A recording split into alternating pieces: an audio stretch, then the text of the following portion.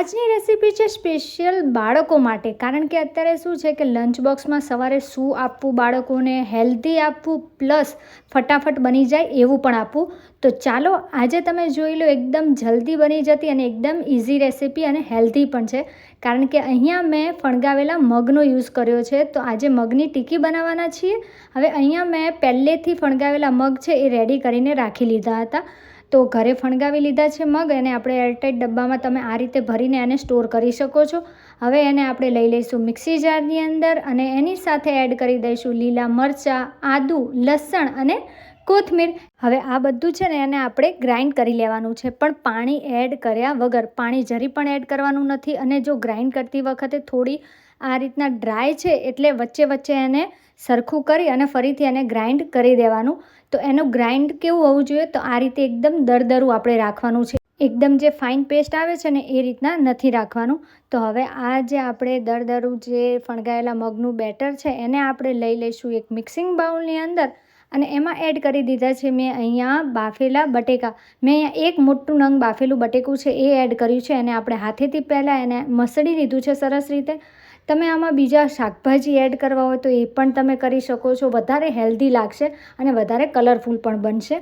મેં અત્યારે એકદમ સિમ્પલ જ રાખી છે. હવે અહીંયા જો આપણા બટેકા સરસ રીતે મસળાઈ ગયા છે. ઉપરથી એડ કરી દીધું છે 1 ચમચી સફેદ તલ, લાલ મરચું પાવડર, ધાણા જીરું, હળદર અને અહીંયા ઉપરથી મેં એકદમ ચટપટો ચાટ મસાલો એડ કર્યો છે. ત્યારબાદ એડ કરી દીધું છે સ્વાદ પ્રમાણે મીઠું. હવે આ બધાને સારી રીતે મિક્સ કરવાનું છે.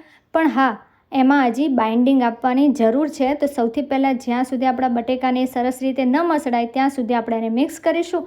અને અહીંયા હવે મેં બાઇન્ડિંગ માટે યુઝ કર્યો છે પૌવાનો પાવડર, એટલે કે ક્રશ કરેલા પૌવા છે. એને મેં મિક્સી ગ્રાઇન્ડરની અંદર ક્રશ કરી અને રાખી દીધા હતા. તમે પૌવાના જગ્યાએ બ્રેડ ક્રમ્સનો પણ યુઝ કરી શકો છો, પરંતુ આપણે એકદમ હેલ્ધી રાખવી છે ને એટલા માટે મેં અહીંયા પૌવાનો યુઝ કર્યો છે. તો અહીંયા આપણું આ બધું જ છે સારી રીતે મિક્સ થઈ ગયું છે. તો બસ હવે આપણે હથેળીમાં થોડું તેલ લગાડી દેવાનું છે અને જેવડી તમારે ટિક્કી બનાવવી હોય એટલું આપણે પોષણ હાથમાં લઈ લેવાનું છે.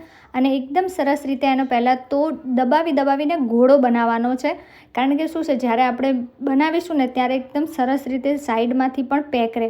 અને જો આ રીતના ફાટે ને તો પણ એને હથેળીથી દબાવી અને સરસ રીતે આપણે એને શેપ આપી દેવાનો છે. મેં અહીંયા રાઉન્ડ શેપ આપ્યો છે. તમે રેક્ટેંગલ આપી શકો, હાર્ટ શેપ બનાવી શકો છો. કોઈ પણ તમને શેપ એને આપવા હોય ને તો તમે એ પણ આપી શકો છો, જેથી બાળકોને ખાવાની અને જોઈને જ ખાવાની મન થઈ જાય. એટલે કે બાળકો છે ને શેપ જોઈને જ લલચાઈ જાય.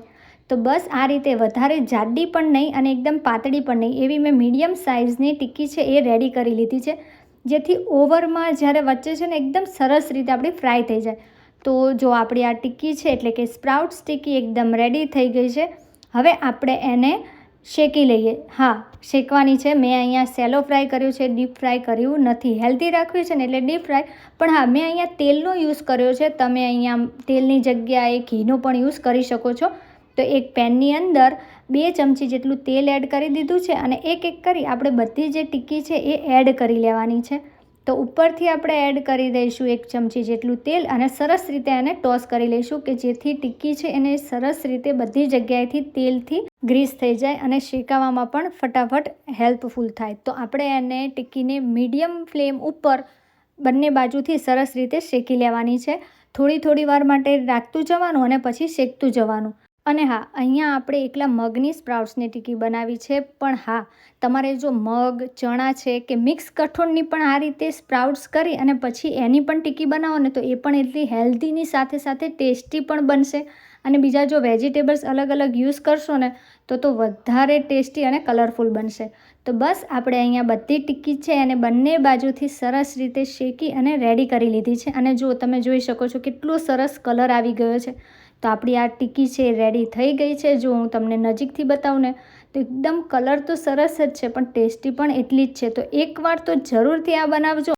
અને બીજી વાર છે ને બાળકો અને બધા સામેથી તમને કહેશે કે યાર સ્પ્રાઉટની ટિક્કી તો ચોક્કસથી બનાવો. તો જો આપણે એને સર્વ કરી દીધી છે કેચઅપ જોડે, તમે એને ચટણી સાથે પણ ખાઈ શકો છો.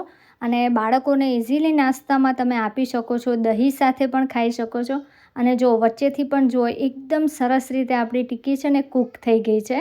તો કેવી લાગી તમને આજની આ સ્પ્રાઉટ્સની હેલ્ધી અને ટેસ્ટી ટિક્કી કટલેસ? તો જો તમે બનાવો ને તો પછી ચોક્કસથી મને કમેન્ટ કરજો. અને હા, બધાને કહું છું કે લાઈક અને શેર કરવાનું ભૂલતા નહીં. મારી ચેનલને પણ સબસ્ક્રાઈબ કરજો.